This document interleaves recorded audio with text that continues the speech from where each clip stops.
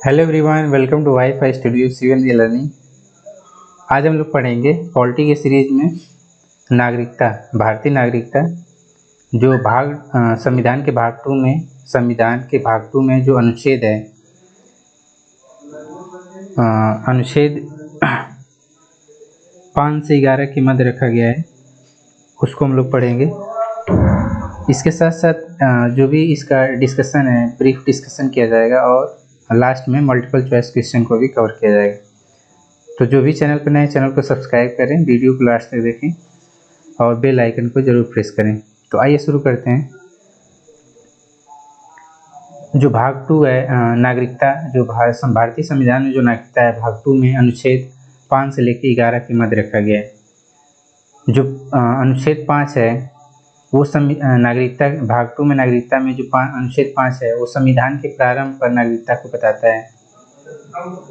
जो अनुच्छेद 6 है वो पाकिस्तान से भारत को प्रव्रजन करने के वाले कुछ व्यक्तियों के नागरिकता के अधिकार को बताता है। जो अनुच्छेद 7 है वो पाकिस्तान को प्रव्रजन करने वाले कुछ व्यक्तियों के नागरिकता के अधिकार को बताता है। यहाँ केयर करेंगे पाकिस्तान से भारत, और ये पाकिस्तान को प्रव्रजन करने वाले कुछ व्यक्तियों के नागरिकता के अधिकार को बताता है। जो अनुच्छेद 8 है वो भारत के बाहर रहने वाले भारतीय उद्भव के कुछ व्यक्तियों के नागरिकता के अधिकार को बताता है। जो भाग 9 है वो विदेशी राज्य की नागरिकता स्वेच्छा से अर्जित करने वाले व्यक्तियों का नागरिकता न होने के बारे में बताता है। और जो अनुच्छेद 10 है वो नागरिकता के अधिकारों का बना रहना के बारे में बताता है। और जो अनुच्छेद 11 है वो संसद द्वारा नागरिकता के अधिकार का विधि द्वारा विनिमय किए जाने के बारे में बताता है। तो इसको एक बार और क्लियर कर लेंगे। जो अनुच्छेद 5 है वो संविधान के प्रारंभ पर नागरिकता को बताता है। जो अनुच्छेद 6 है वो पाकिस्तान से भारत को प्रव्रजन करने वाले कुछ व्यक्तियों के नागरिकता के अधिकार को बताता है। जो अनुच्छेद जो 7 है वो पाकिस्तान को प्रव्रजन करने वाले कुछ व्यक्तियों के नागरिकता के अधिकार को बताता है। जो अनुच्छेद 8 है भारत के बाहर रहने वाले भारतीय उद्भव के कुछ व्यक्तियों के नागरिकता के अधिकार को बताता है। जो अनुच्छेद 9 है वो विदेशी राज्य की नागरिकता स्वेच्छा से अर्जित करने वाले व्यक्तियों का नागरिक न होने के बारे में बताता है। जो अनुच्छेद 10 है वो नागरिकता के अधिकारों का बने रहने के बारे में बताता है। और जो अनुच्छेद 11 है वो संसद द्वारा नागरिकता के अधिकार का विधि द्वारा विनिमय किए जाने के बारे में बताता है। नेक्स्ट हम लोग पढ़ेंगे भारत में जो नागरिकता है वो एकल नागरिकता का प्रावधान है। भारतीय नागरिकता अधिनियम 1955 के अनुसार निम्न में से किसी एक आधार पर नागरिकता प्राप्त की जा सकती है। वो कौन कौन से बिंदु आगे देखेंगे। पहला है जन्म से। भारतीय नागरिकता अधिनियम 1955 के अनुसार नागरिकता जन्म के आधार पर प्राप्त की जा सकती है, जिसमें प्रत्येक व्यक्ति जिसका जन्म संविधान लागू होने अर्थात 26 जनवरी 1950 ईस्वी को या उसके पश्चात भारत में हुआ हो तो वह जन्म से भारत का नागरिक होगा। इसमें अपवाद होगा राजनयिकों के बच्चे तथा विदेशियों के बच्चे जो कि जन्म से भारत की नागरिकता नहीं प्राप्त कर सकते हैं। जो अगला पॉइंट है वंश परंपरा द्वारा नागरिकता। भारत के बाहर वंश परंपरा द्वारा नागरिकता प्राप्त कर सकते हैं। भारत के बाहर अन्य देश में 20 जनवरी 1950 यहाँ 26 जनवरी रहेगा, 26 जनवरी 1950 के पश्चात जन्म लेने वाले व्यक्ति भारत का नागरिक माना जाएगा यदि उसके जन्म के समय उसके माता पिता में से कोई भारत का नागरिक हो।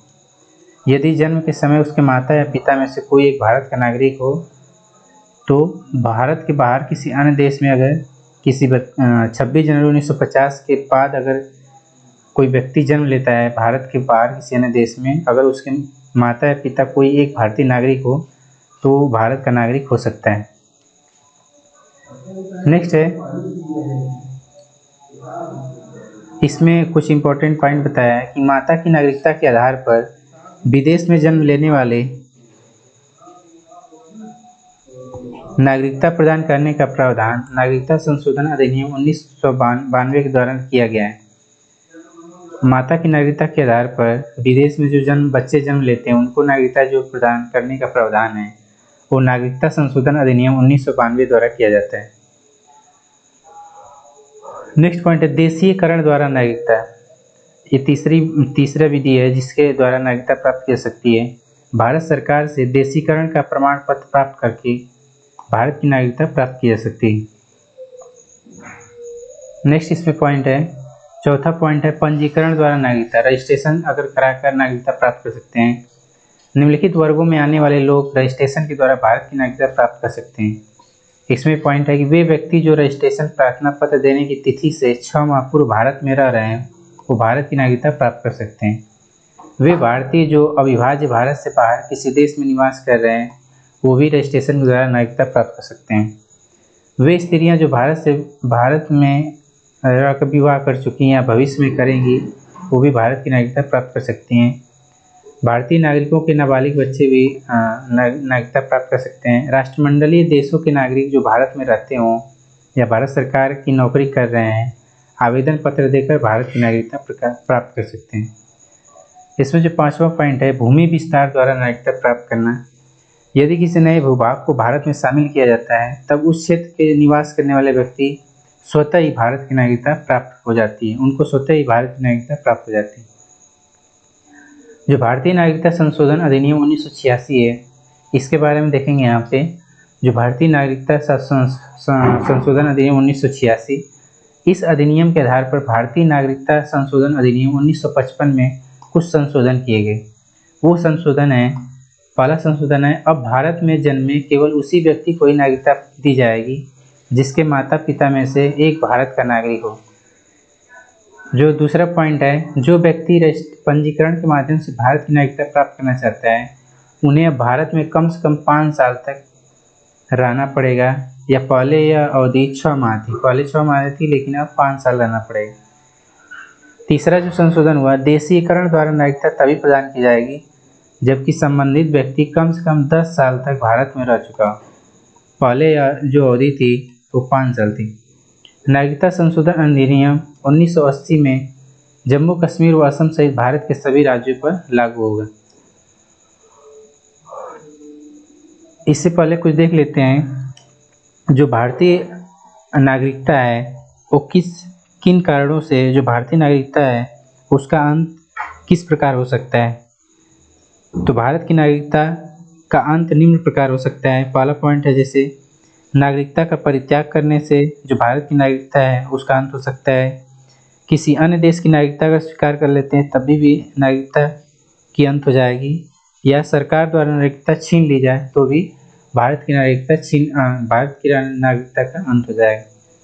अब आगे देखेंगे कुछ इम्पोर्टेंट MCQ है इस वीडियो में कवर किया जाएगा। बोले थे इम्पोर्टेंट जो पॉइंट है उसको डिस्कशन करने के बाद जितने भी महत्वपूर्ण मॉक टेस्ट है उसको लगाया जाएगा। तो पहला क्वेश्चन है, भारतीय संविधान के किस अनुच्छेद में नागरिकता संबंधी प्रावधान किए गए हैं। तो किस अनुच्छेद में किए गए हैं, अनुच्छेद 5 से 11 के बीच, भाग 2 में अनुच्छेद 5 से 11 के बीच नागरिकता संबंधी प्रावधान किए गए हैं। नेक्स्ट क्वेश्चन है, भारतीय संविधान निम्नलिखित में से कौन सी नागरिकता प्रदान करता है। तो भारतीय संविधान निम्नलिखित में से कौन सी नागरिकता प्रदान करता है, एकल नागरिकता है। इसमें ऑप्शन नंबर ए सही होगा। नेक्स्ट क्वेश्चन है, किस अनुच्छेद के तहत संसद को नागरिकता के संबंध में कानून बनाने का अधिकार प्रदान किया गया है। कौन सा अनुच्छेद यह बताता है कि संसद को नागरिकता के संबंध में कानून बनाने का अधिकार दिया गया है। तो ये है अनुच्छेद 11, यानी आर्टिकल 11 के तहत संसद को नागरिकता के संबंध में कानून बनाने का अधिकार प्रदान किया गया है। नेक्स्ट क्वेश्चन है, भारतीय नागरिकता नहीं प्राप्त की जा सकती। जो भारत की नागरिकता है चारों ऑप्शन में किसके द्वारा नहीं प्राप्त की जा सकती है। तो इसमें जन्म द्वारा नागरिकता प्राप्त की जा सकती है, देशीकरण द्वारा, किसी भूभाग के सम्मिलित होने द्वारा, भारतीय बैंक में धन जमा करके। ये ऑप्शन गलत है। नेक्स्ट क्वेश्चन है, देशीकरण द्वारा नागरिकता प्राप्ति का एक तरीका क्या है। तो देशीकरण द्वारा नागरिकता प्राप्त करने का जो एक तरीका है, विदेशी पुरुष से विवाह करने पर, अगर कोई महिला विदेशी पुरुष से विवाह करती है तो उस देशीकरण द्वारा उसे नागरिकता प्राप्त की जा सकती है। नेक्स्ट क्वेश्चन, नागरिक बनने की निम्नलिखित शर्तों में से एक आवश्यक शर्त क्या है। राज्य की सदस्यता, उस परिवार की सदस्यता, उस जाति की सदस्यता और किसी धर्म का समर्थन।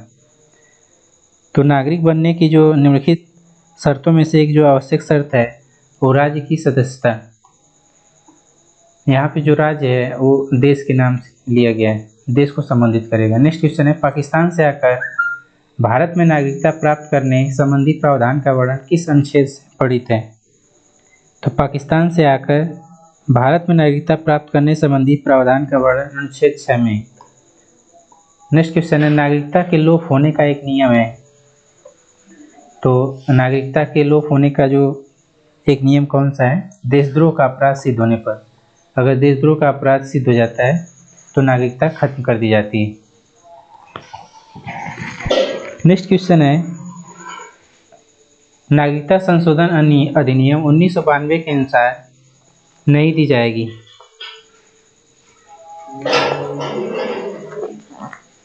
इसमें मिस्टेक है। नागरिकता संशोधन अधिनियम 1992 के अनुसार क्या कहा गया है? तो ये है, भारत के बाहर पैदा होने वाले बच्चों को यदि उसकी माँ भारतीय है तो उसे भारतीय नागरिकता प्राप्त होगी। ये भारतीय नागरिकता संशोधन अधिनियम 1992 के द्वारा कहा गया है। कितने वर्षों तक लगातार बाहर रहने पर नागरिकता समाप्त हो जाती है? तो अगर लगातार 7 वर्ष तक विदेश में या बाहर रहते हैं, देश के बाहर, तो नागरिकता को समाप्त की जा सकती है। नेक्स्ट क्वेश्चन है, ऐसे सभी व्यक्तियों को डैश या उसके पश्चात भारत में जन्म ग्रहण किया हो उसे जन्मजात भारतीय नागरिक समझा जाएगा। तो 26 जनवरी 1950, ऐसे सभी व्यक्ति जो 26 जनवरी 1950 या उसके बाद भारत में जन्म अगर लिए हैं तो उन्हें जन्मजात भारतीय नागरिक समझा जाएगा। नेक्स्ट क्वेश्चन है, निम्नलिखित में से किस स्थिति में किसी भारतीय व्यक्ति की नागरिकता समाप्त हो जा सकती है? तो त्यागने पर नागरिकता समाप्त हो सकती है, दूसरी जगह निवास करने पर, वंचित किए जाने पर अगर नागरिकता छीन ली जाए तभी भी, यानी उपयुक्त सभी ऑप्शन इसमें सही होगा। नेक्स्ट क्वेश्चन है, निम्न में से किस स्थिति में किसी व्यक्ति को भारतीय नागरिकता से वंचित नहीं किया सकता है? तो किस स्थिति में वंचित नहीं किया सकता है? तो निर्वाचन के दौरान, आपातकाल के दौरान, युद्ध के दौरान, उपयुक्त सभी। तो इसमें ऑप्शन सही होगा उपयुक्त सभी। भारतीय संविधान में नागरिकता के प्रावधान कब लागू हुए? तो भारतीय संविधान में जो नागरिकता के प्रावधान है वो 1949 में सर्वप्रथम लागू हुए थे। नेक्स्ट क्वेश्चन है, भारतीय संविधान के अंतर्गत भारत के नागरिकों को वे कौन से अधिकार प्राप्त हैं जो गैर नागरिकों को नहीं है? तो कुछ सार्वजनिक पदों की पात्रता जो कि भारतीय नागरिकों को प्राप्त है, गैर नागरिकों को नहीं। संसद व विधानमंडल के सदस्य होने का अधिकार, अनुच्छेद 15, 16, 19 द्वारा दिया गया मौलिक अधिकार, यानी ऑप्शन नंबर डी सही होगा उपयुक्त सभी। नेक्स्ट क्वेश्चन है, संविधान द्वारा प्रदत्त नागरिकता के संबंध में संसद ने एक व्यापक नागरिकता अधिनियम कब बनाया था? तो ये बनाया था 1955 ईस्वी में। नेक्स्ट क्वेश्चन है, भारत में एकल नागरिकता की अवधारणा अपनाई गई।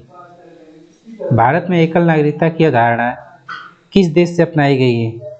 तो ये अपनाई गई है संयुक्त राज्य अमेरिका से, सॉरी इंग्लैंड से होगा इसमें। भारत में एकल नागरिकता की अवधारणा जो अपनाई गई थी वो इंग्लैंड से अपनाई गई थी। नेक्स्ट क्वेश्चन है, भारत में रहने वाला ब्रिटिश नागरिक दावा नहीं कर सकता है। क्या दावा नहीं कर सकता है? व्यापार व व्यवसाय की स्वतंत्रता का अधिकार एक विदेशी व्यक्ति भारत में रहकर नहीं कर सकता। नेक्स्ट क्वेश्चन है, किसी देश में दोहरी नागरिकता का सिद्धांत स्वीकार किया गया है? किस देश में दोहरी नागरिकता का सिद्धांत स्वीकार किया गया है? तो ये है संयुक्त राज्य अमेरिका। नेक्स्ट क्वेश्चन है, दोहरी नागरिकता का मतलब एक किसी देश में रहकर 2 देश की नागरिकता ले सकते हैं। नागरिकता निम्नलिखित में से किन विधियों द्वारा प्राप्त की जा सकती है? तो जो नागरिकता है वो जन्म द्वारा, आनुवंशिकता द्वारा या पंजीयन या रजिस्ट्रेशन द्वारा। तो ये तीनों विधि से नागरिकता प्राप्त की जा सकती है। इसमें चौथा ऑप्शन सही नहीं है। नेक्स्ट क्वेश्चन, नागरिकता प्राप्त करने के लिए शर्तें निर्धारित करने वाले सक्षम निकाय कौन सा है? तो ये है संसद। संसद निर्धारित करता है कि किस भारत को नागरिकता दी जानी चाहिए और नागरिकता के लिए कौन कौन सी शर्तें पूरी होनी चाहिए। Thank you.